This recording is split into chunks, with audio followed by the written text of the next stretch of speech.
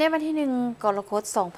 2026ท่านเล็กไหลศรีวิไลรัฐมนตรีกระทรวงโยธาธิการและขนส่งพร้อมด้วยคณะและภาคส่วนที่เกี่ยวข้องได้เคลื่อนไหวเยี่ยมยามและติดตามการดำเนินเวียกงานอยู่ด้านสากลสินค้าทาบกธนาแรงและเขตโลจิสติกนครหลวงเวียงจันทร์เพื่อสุขยู่การพัฒนาทาบกธนาแรงก้าวขึ้นเป็นศูนย์กลางโลจิสติกของภาคพื้นเป็นแหงขับเคลื่อนเศรษฐกิจของชาติ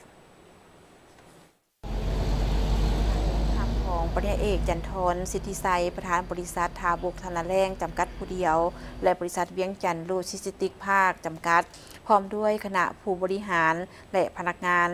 ก่อนอื่นทานรัฐมนตรีและคณะผู้แทนได้เยี่ยมชมภาคสนามโดยได้ลงติดตามจุดเสื่อมต่อความมิตรภาพลาวไทยแห่งที่1กับด้านสากลสินค้าทาบกธนาแรงอาคารบริหารด้านสากลสินค้าศูนย์ควบคุมข้อมูลลานตู้สินค้าสารเคียนทายสินค้าสางเคียนทายสินค้าจุดเปลี่ยนทายสินค้าระหว่างรางรถไฟมาตรฐานอยู่ที่นี่ปริญญาเอกจันทรสิทธิไซได้กล่าวนำเสนอภาพรวมของโครงการซึ่งด้านสากลสินค้าทาบกธนาแรงเป็นโครงการยุทธศาสตร์ของรัฐบาลสาธารณรัฐประชาธิปไตยประชาชนลาวภายใต้แผนพัฒนาลาวโลจิสติกลิงก์เพื่อเปลี่ยนประเทศลาวจากประเทศที่บ่มีสายแดนติดจอดกับทะเลให้กลายเป็นศูนย์กลางเชื่อมโยงด้านการขนส่งของภาคพื้นและสากล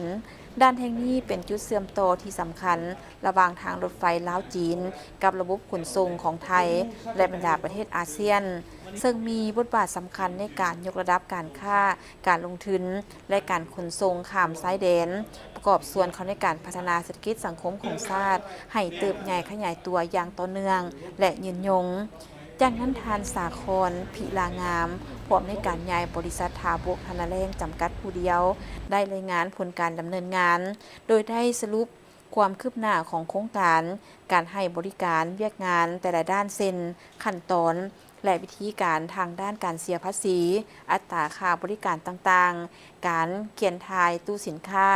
การบริการสร้างสินค้าและระบบบริการแบบครบวงจร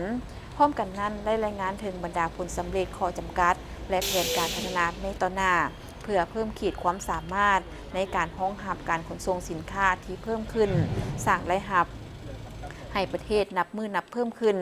ในโอกาสดังกล่าวทางรัฐมนตรีกระทรวงโยธาธิการและขนส่งได้แสดงความย่องยอสมเสยต่อผลสำเร็จที่บริษัททาบกธนาแรงญาติมาได้ตลอดระยะ5 ปีผ่านมาซึ่งได้ประกอบส่วนอันสำคัญในการยกระดับการบริการเป็นทันสมัยสร้างรายรับเข้าประเทศชาตินับมือนับเพิ่มขึ้นอย่างไรก็ตามท่านรัฐมนตรีได้มีคำเห็นชี้นำให้บริษัทและภาคส่วนที่เกี่ยวข้องจงสืบต่อยกสูงประสิทธิภาพการบริหารด้านสากลสินค้า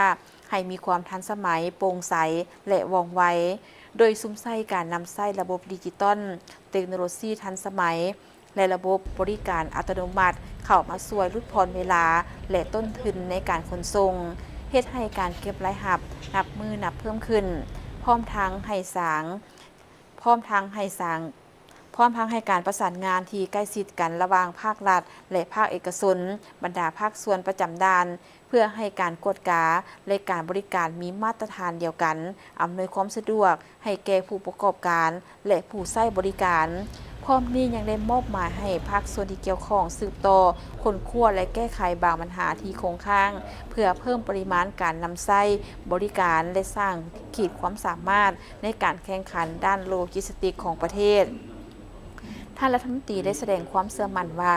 ด้านสากลสินค้าทาบกธนาแรงและเขตโลจิสติกนครหลวงเวียงจันทร์จะกลายเป็นศูนย์กลางการขนส่งและการกระจายสินค้าของอนุภาคพื้นลุ่มแม่น้ำของมีบทบาทสำคัญในการเชื่อมโยงการค้าระหว่างสาธารณรัฐประชาธิปไตยประชาชนลาวกับสาธารณรัฐประชาชนจีนประเทศไทยและบรรดาประเทศอาเซียนประกอบส่วนเป็นแห่งขับเคลื่อนการเติบโตของเศรษฐกิจแห่งชาติและการบรรลุยุทธศาสตร์การหันประเทศเป็นศูนย์กลางการเชื่อมโยงของภาคพื้นอย่างต่อเนื่องและยาวนานโครงการนี้นอกจากมีบทบาทด้านการขนส่งทาบกธนาแรงยังมีบริการครบวงจรทั้งสางเก็บสินค้าลานตู้คอนเทนเนอร์บริการภาษีและการกวดปล่อยสินค้าแบบ One Stop Service ซึ่งช่วยลดเวลาและต้นทุนในการนำเข้าส่งออกของธุรกิจการพัฒนาท่าบกทานาแรงจะช่วยเพิ่มขีดความสามารถในการแข่งขันของลาวสร้างความน่าสนใจให้แก่นักลงทุนขยายโอกาสส่งออกสินค้าสร้างวิกฤตงานทำให้กับประชาชนและการเก็บรายรับเข้างบประมาณนับมือนับเพิ่มขึ้น